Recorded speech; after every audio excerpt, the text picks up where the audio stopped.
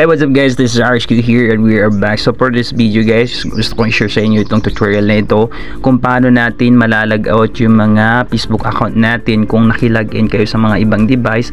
Alright, so yes, so anong gagawin nyo guys, hanapin nyo yung settings, itap nyo yan, tapos makikita nyo yung password and security, tap nyo yan.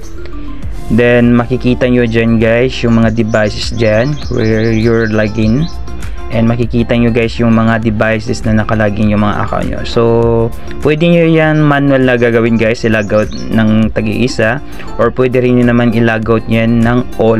Alright, so may mga another features pa tayong ilalagay dyan bukod dyan sa ilalogout natin yung mga device, just in case na mag-login kayo or may mag-login sa account nyo, ay malalaman nyo at magno-notice dyan sa mga account nyo sa Facebook. Alright, so working yan sa affiliate at saka sa Facebook apps. So gawin nyo lang yung demo na pinapakita natin para masundan nyo. So alright, so para share ito sa mga kaibigan at mga ka-relatives nyo para makita nila yung mga account nila kung nagtataka sila.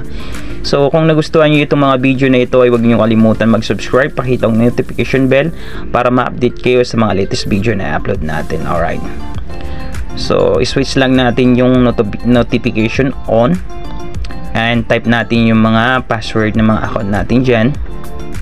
Yes, so tap natin yung continue, then ayos na yun.